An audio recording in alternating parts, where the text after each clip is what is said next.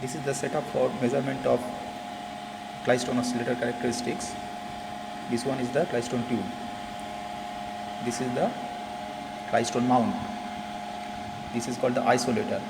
So it allows the wave to flow from this side to that side, and it restricts the flow in the reverse direction. So it will allow it from left to right. This one is the frequency meter. It's used to measure the frequency. This is the attenuator. This attenuator is used to control the power, and this is the detector mount, and here we have the detector inside it. And for current scenario, current situation, we are using this multimeter in microammeter mode.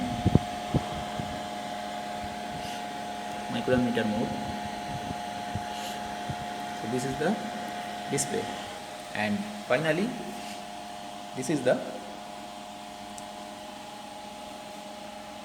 power supply for Klystone oscillator. So once you switch it on,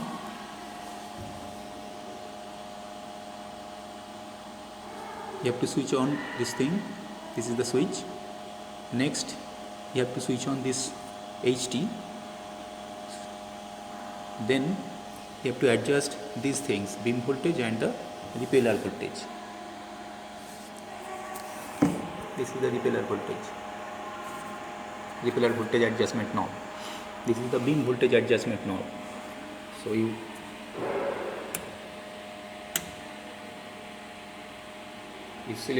turn the meter select to V, means beam voltage. So currently it is showing 210 volt. We have to adjust it actually. I set it at 210 volt. Next, this is the current, filament current, and now we have to put it in the repeller. Okay. So according to Klystone characteristics, I have already given the note that for all the repeller voltage, you will never get the power. So if you change the repeller voltage, this one, as you can see, power is changing, right?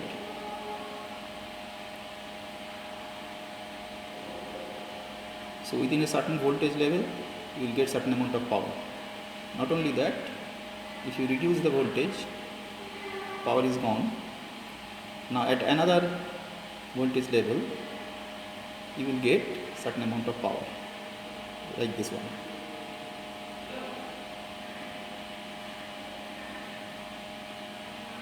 Okay. So here we have some certain amount of power again.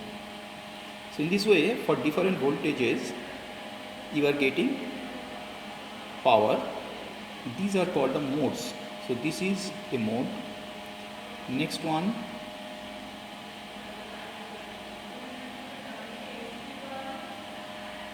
here we have another mode. Next we have another mode. So more the repeller voltage, lower is the mode number. If this mode number is say 2, then the previous one would be 3, and so on. So what you have to do in this particular experiment, you have to change the repeller voltage, and you have to take the reading of power. Okay, so this is one part of the experiment. In the next part, you have to measure the frequency. So let us bring the Klystone to the maximum value.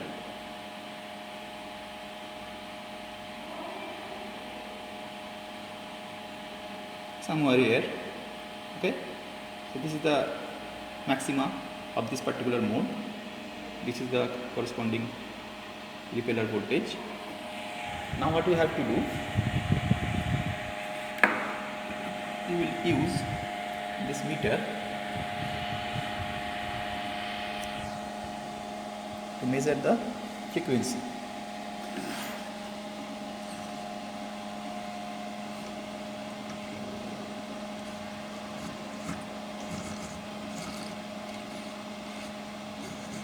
you can see that power remains constant almost, but at certain position of this meter you will see sudden drop in power.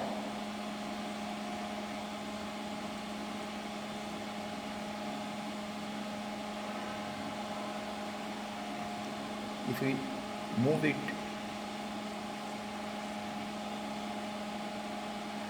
at a fast rate, then we can miss it. See, the power is diminishing, right? So you have to determine the position of this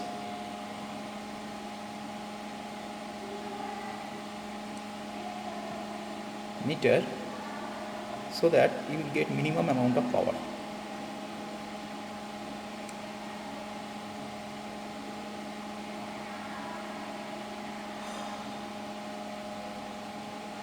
Something like this. Not here.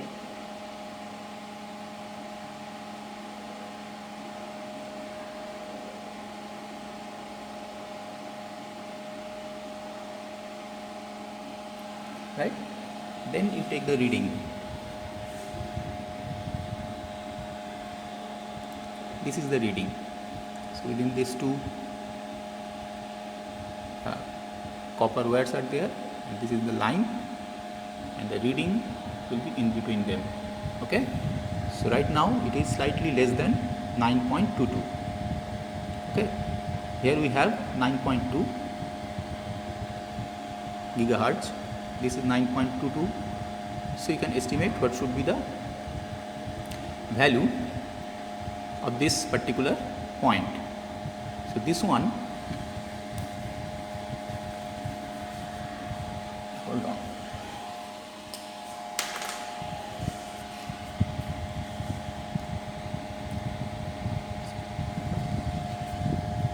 So this reading is 9.21, right? This is 9.2, so this one will be 9.21, this one is 9.22. So this point will be, if this one is 9.21, this one is 9.22, so this one will be 9.215. So current reading will be 9.215. okay, so this is how we measure the frequency of this Klystron oscillator. So what you have to do in this experiment, you have to change the repeller voltage right here by 1 volt. You take the reading of the meter and you have to take the frequency. Unfortunately, the change in frequency with respect to change in repeller voltage is very small. So what you have to do, you will not be able to measure the frequency for all the voltages, but you can measure the power. Okay, and remember that before taking the reading of power, you have to bring it to the extreme position. Otherwise, this frequency meter may absorb some amount of power. Okay. So now again, power is coming back to 21 point something, right? So what you have to do, you first locate the position where the power has just coming, right? Starting from peak voltage. So see, minus 1.67 at this repeller voltage, the reading is 0.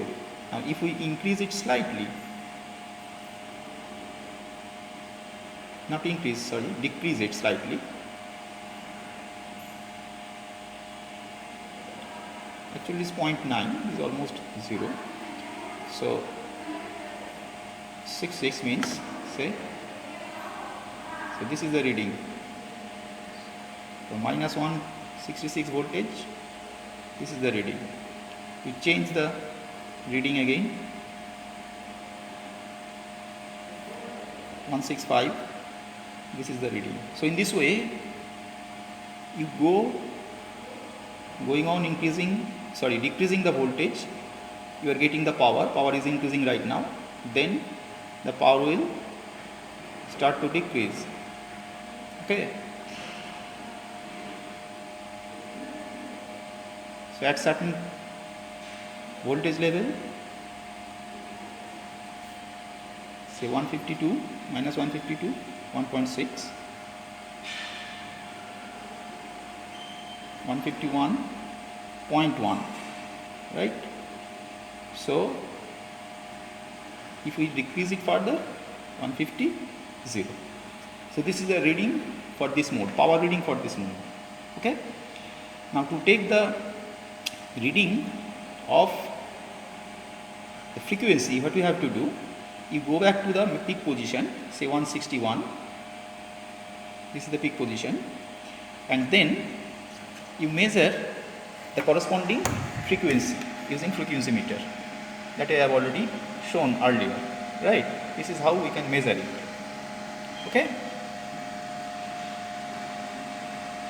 then you change the repeller voltage by 2 volt, say this one, and you measure the frequency again using frequency meter.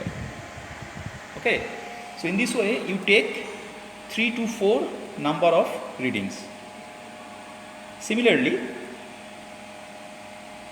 the other side of the peak, we are going down, so come back to the peak value, we have to come back to the peak value again, somewhere here, right? Then you have to increase this by 2 volt, 163. So this is the reading of the power, and you measure the frequency again here, right? So from the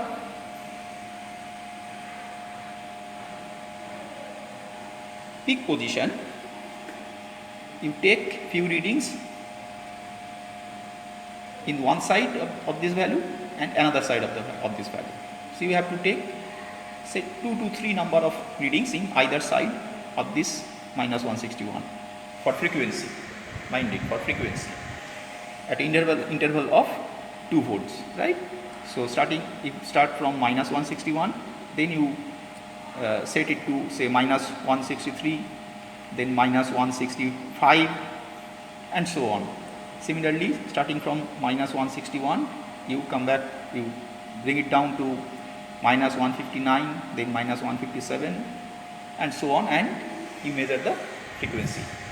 Because change in frequency is so small that within 1 volt of change in repeller voltage, you will hardly get some reading. Okay, the reading will be same, identical almost. So this is the way you can measure the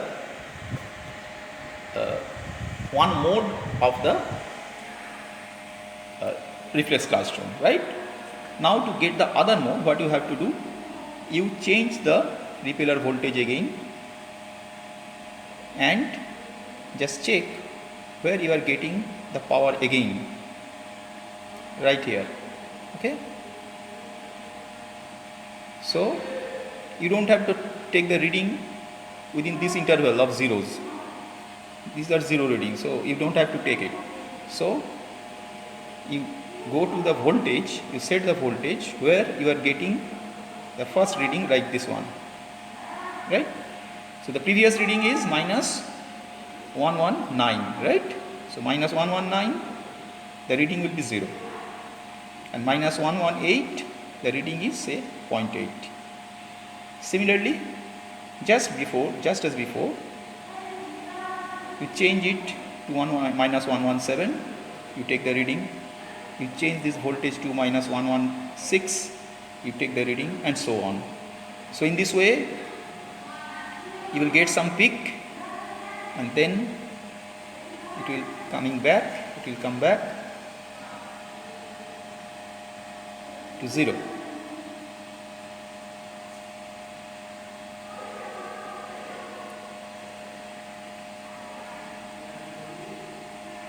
Still you are getting some power, but it is almost 0, you can say it as 0. So 103 minus 103, you are getting some power, and if you reduce it further, it will be 0, like this. It is 0 now. Okay. So this is another mode. Similarly, just as before, you have to take the reading of this frequency meter. The frequency meter reading will be maybe 5 or 6 per mode. Okay. You will not be able to get all the readings. And not only that, you take the reading of frequency for just 2 modes, that is sufficient. Okay, you don't have to take the reading for every mode, you just take the reading for 2 modes. Okay, now you go to the next mode.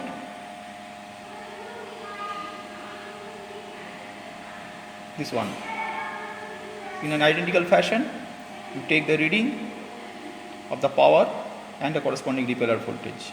Okay, and don't forget to write the beam voltage. Okay, beam voltage will change slightly, maybe 1 volt or 2 volt, but you have to take that reading. You have to write in the top of the table. Okay, so this is how we perform this experiment.